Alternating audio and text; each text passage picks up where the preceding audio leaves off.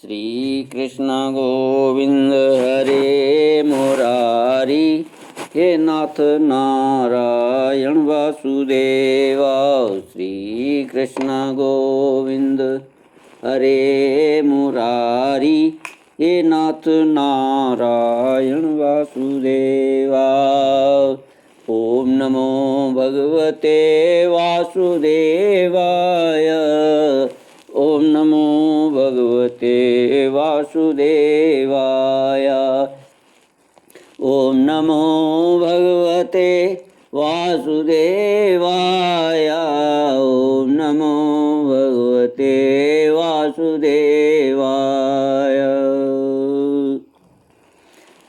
श्रीमद्भागवत नवम स्कंद अथ षोडशोऽध्यायः। श्री कृष्ण गोविंद हरे मुरारी, हे नाथ नारायण वासुदेव। सच्चिदानंद रूपाय विश्वोत्पत्त्यादि हेतवे तापत्रय विनाशाय श्री कृष्णाय वयं नमः। श्री कृष्णाय वयं नमः। सच्चिदानंद रूपाय, जो सच्चित आनंद स्वरूप परमात्मा हैं, जो सृष्टि के उत्पत्ति, पालन और संहार करता है तथा जीवों के आध्यात्मिक आदि दैविक आदि भौतिक दुखों को, तापों को मिटाने वाले हैं, उन श्री कृष्ण भगवान को हम नमस्कार करते हैं। श्री कृष्ण गोविंद हरे मुरारी, हे नाथ नारायण वासुदेव। श्री शुक उवाच पितरो अपशिक्षितो रामः तथेति कुरुनन्दन संवत्सरं तीर्थयात्रां चरित्वाश्रममाव्रजत। कदाचित् रेणुकायाता गंगायां पद्ममालिनं गंधर्वराजं क्रीडन्तम् अप्सरोभिरपश्यत्। कृष्ण गोविंद हरे मुरारी, हे नाथ नारायण वासुदेव। परशुराम जी के द्वारा क्षत्रिय संहार और विश्वामित्र जी के वंश की कथा।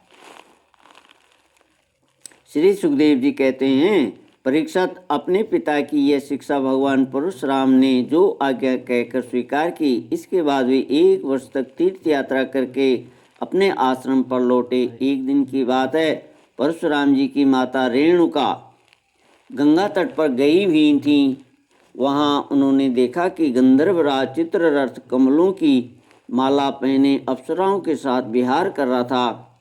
वे जल लाने के लिए नदी तट पर गई थी, परंतु वहाँ जल क्रीड़ा करते हुए गंधर्व को देखने लगी और पतिदेव के हवन का समय हो गया है, इस बात को भूल गई। उनका मन कुछ चित्ररथ की ओर खिंच भी गया था। हवन का समय बीत गया, यह जानकर वे महर्षि जमदग्नि के शाप से भयभीत हो गईं और तुरंत वहाँ से आश्रम पर चली आईं। वहाँ जल का कलश महर्षि के सामने रखकर हाथ जोड़कर खड़ी होगी। जमदग्नि मुनि ने अपनी पत्नी का मानसिक व्यभिचार जान लिया और क्रोध करके कहा, मेरे पुत्रों, इस पापनी को मार डालो। परंतु उनके किसी भी पुत्र ने उनकी वह आज्ञा स्वीकार नहीं की। इसके बाद पिता की आज्ञा से परशुराम जी ने माता के साथ सब भाइयों को भी मार डाला। इसका कारण था, वे अपने पिता के योग और तपस्या का प्रभाव भली भांति जानते थे।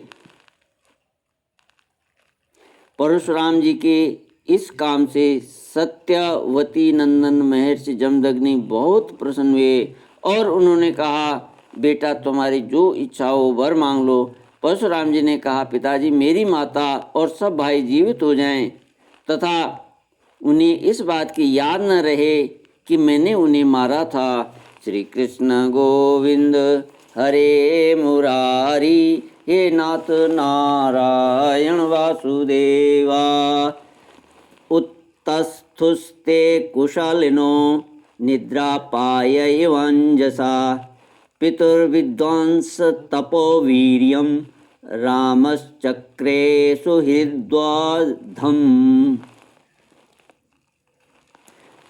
परशुराम जी के इस प्रकार कहते ही जैसे कोई सोकर उठे, सबके सब अनायासी सकुशल उठ बैठे। परशुराम जी ने अपने पिताजी का तपोबल जानकर ही तो अपने सुहृदों का वध किया था। परीक्षित, सहस्त्रबाहु अर्जुन के जो लड़के परशुराम जी से हार कर भाग गए थे, उन्हें अपने पिता के वध की याद निरंतर बनी रहती थी। कहीं एक क्षण के लिए भी उन्हें चैन नहीं मिलता था। एक दिन की बात है, परशुराम जी अपने भाइयों के साथ आश्रम से बाहर वन की ओर गए हुए थे। यह अवसर पाकर वैर साधने के लिए सहस्त्रबाहु के लड़के वहां आ पहुँचे। उस समय महर्षि जमदग्नि अग्निशाला में बैठे हुए थे और अपनी समस्त वृत्तियों से पवित्र कीर्ति भगवान के ही चिंतन में मग्न हो रहे थे। उन्हें बाहर की कोई सुध न थी। उसी समय उन पापियों ने जमदग्नि ऋषि को मार डाला। उन्होंने पहले से ही ऐसा पाप पूर्ण निश्चय कर रखा था। परशुराम जी की माता रेणुका बड़ी दीनता से उनसे प्रार्थना कर रही थी, परंतु उन सबों ने उनकी एक न सुनी। वे बलपूर्वक महर्षि जमदग्नि का सिर काट कर ले गए। परीक्षित, वास्तव में वे नीच क्षत्रिय अत्यंत क्रूर थे। सती रेणुका दुख और शोक से आतुर हो गईं। वे अपने हाथों, अपनी छाती और सिर पीट पीट कर जोर जोर से रोने लगी। परशुराम, बेटा परशुराम, शीघ्र आओ। परशुराम जी ने बहुत दूर से माता का हाराम यह करुण क्रंदन सुन लिया। वे बड़ी शीघ्रता से आश्रम पर आए और वहां आकर देखा कि पिताजी मार डाले गए हैं। परीक्षित, उस समय परशुराम जी को बड़ा दुख हुआ, साथ ही क्रोध, असहिष्णुता, मानसिक पीड़ा और शोक के वेग से वे अत्यंत मोहित हो गए। हाय पिताजी, आप तो बड़े महात्मा थे। पिताजी, आप तो धर्म के सच्चे पुजारी थे। आप हम लोगों को छोड़कर स्वर्ग चले गए। इस प्रकार विलाप कर उन्होंने पिता का शरीर तो भाइयों को सौंप दिया और स्वयं हाथ में परसा उठाकर क्षत्रियों का संहार कर डालने का निश्चय किया। श्री कृष्ण गोविंद हरे मुरारी, हे नाथ नारायण वासुदेव। गत्वा माहिष्मतिं रामो ब्रह्मनघ्न विहित श्रियं, तेषां शीर्षभिराजन् मध्ये चक्रे महागिरिम। परीक्षित, परशुराम जी ने माहिष्मति नगरी में जाकर सहस्त्रबाहु अर्जुन के पुत्रों के सिरों के नगर के बीचों बीच एक बड़ा भारी पर्वत खड़ा कर दिया। उस नगर की शोभा तो उन महाब्रह्मघाती नीच शक्तियों के कारण नष्ट हो गई थी।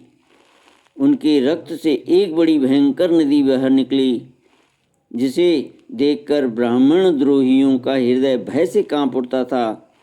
भगवान ने देखा कि वर्तमान क्षत्रिय अत्याचारी हो गए हैं, इसलिए राजन, उन्होंने अपने पिता के वध को निमित्त बनाकर 21 बार पृथ्वियों को क्षत्रियहीन कर दिया और कुरुक्षेत्र के समंत पंचकम में कुरुक्षेत्र के समंत पंचकम में ऐसे ऐसे 5 तालाब बना दिए जो रक्त के जल से भरे हुए थे।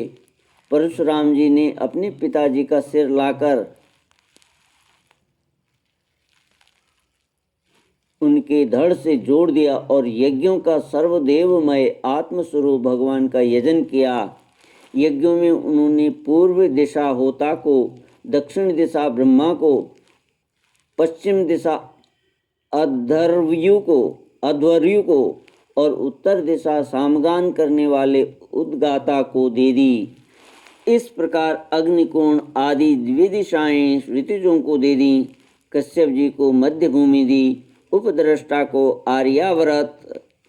आर्यावर्त दिया तथा दूसरे सदस्यों को अन्य अन्य दिशाएं प्रदान की। इसके बाद यज्ञांत स्नान करके वे समस्त पापों से मुक्त हो गए और ब्रह्म नदी सरस्वती के तट पर मेघ रहित सूर्य के समान शोभायमान हुए। महर्षि जमदग्नि को स्मृति रूप संकल्पमय शरीर की प्राप्ति हो गई। परशुराम जी से सम्मानित होकर वे सप्त ऋषियों के मंडल में 7वें ऋषि हो गए। परीक्षित, कमल लोचन जमदग्नि नंदन भगवान परशुराम आगामी मनवंतर में सप्त ऋषियों के मंडल में रहकर वेदों का विस्तार करेंगे। वे आज भी किसी को किसी प्रकार का दंड न देते हुए शांत चित्त महेंद्र पर्वत पर निवास करते हैं।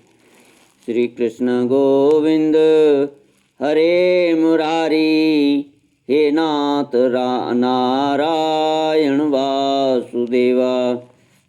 वहाँ सिद्ध, गंधर्व और चारण उनके चरित्र का मधुर स्वर गान करते रहते हैं।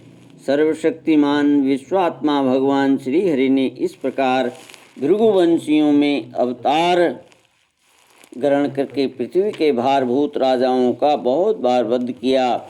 महाराज गादी के पुत्र हुए प्रज्वलित अग्नि के समान परम तेजस्वी विश्वामित्र, इन्होंने अपने तपोबल से क्षत्रियत्व का त्याग करके ब्रह्म तेज प्राप्त कर लिया। परीक्षित, विश्वामित्र जी के 100 पुत्र थे। उनमें बिचले पुत्र का नाम था मधुछंदा।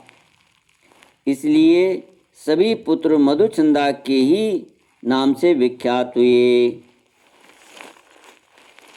विश्वामित्र जी ने भृगुवंशी अजीगर्त के पुत्र अपने भांजे सुनाशेप को, जिसका नाम था देवरात, अपने भांजे सुनशेप को, जिसका नाम देवरात भी था, पुत्र रूप में स्वीकार कर लिया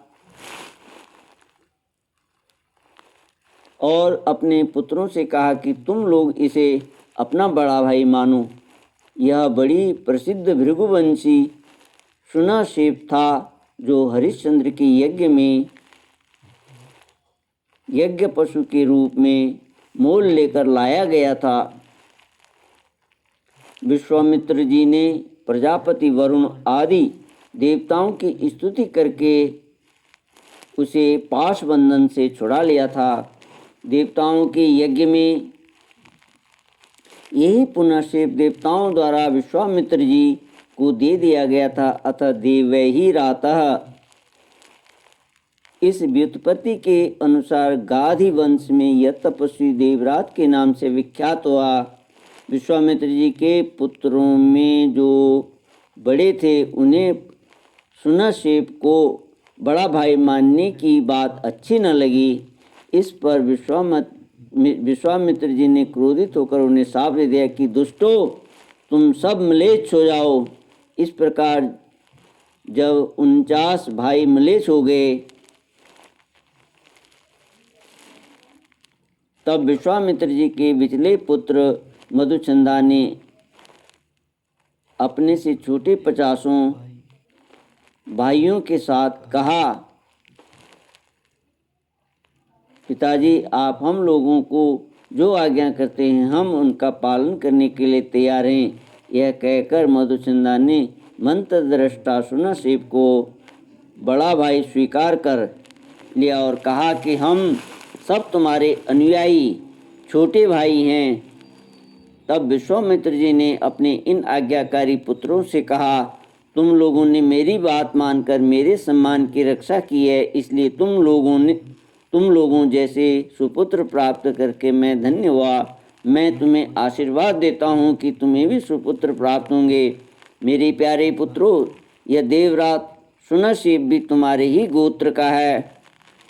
तुम लोग इसकी आज्ञा में रहना। परीक्षित, विश्वामित्र जी के अष्टक, हारीत, जय, क्रतुमान आदि और भी पुत्र थे। इस प्रकार विश्वामित्र जी की संतानों से कौशिक गोत्र में कई भेद हो गए और देवरात को बड़ा भाई मानने के कारण उनका प्रवर भी दूसरा हो गया।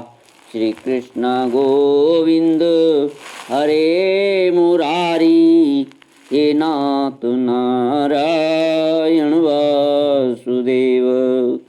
इति श्रीमद्भागवते महापुराणे पारमहंस्यां संहितायां नवम